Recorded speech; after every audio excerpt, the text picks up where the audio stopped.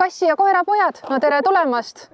Kas teadsid, et kutsikas, täiskasvanud ja eakas loom vajavad täiesti erinevat toitu? Vaatame kohe täpsemalt, mida igas eluetapis jälgida. Esimesel eluaastal on kutsikatel ja kassipoegadel kõige kiirem kasvuperiood. See tähendab, et nad vajavad sel perioodil rohkem kaltsiumi, rasva ja valku. Näiteks plaatinumi kutsika ja kassipoja toidud on loodud spetsiaalselt toetamaks kasvuperioodi. Need sisaldavad vitamiine, mineraale ja ürte ainevahetuse soodustamiseks. Tähtis, kutsikale ei ole sobilik täiskasvanud koera toit.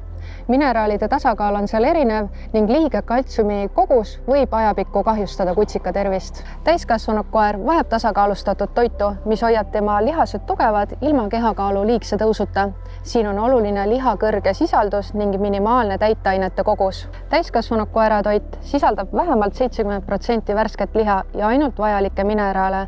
See on põhimõtteliselt kõik, mida su koer vajab. Vanemad kassid ja koerad liiguvad vähem, aga nende liigesed ja seedimissüsteem vajavad rohkem tuge.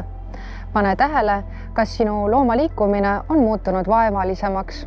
Ta tõuseb raskemini püsti oma asemelt ja näiteks kass on hakanud hüppeid vältima. Platinum Fitbits Mobility maiused on loodud spetsiaalselt liigeste toetamiseks. Seega sobivad nad hästi ka eakatele koertele. Kokkuvõtteks, noorel, täiskasvanud ja eakal loomal on täiesti erinevad vajadused. Tee valik eluetapi järgi.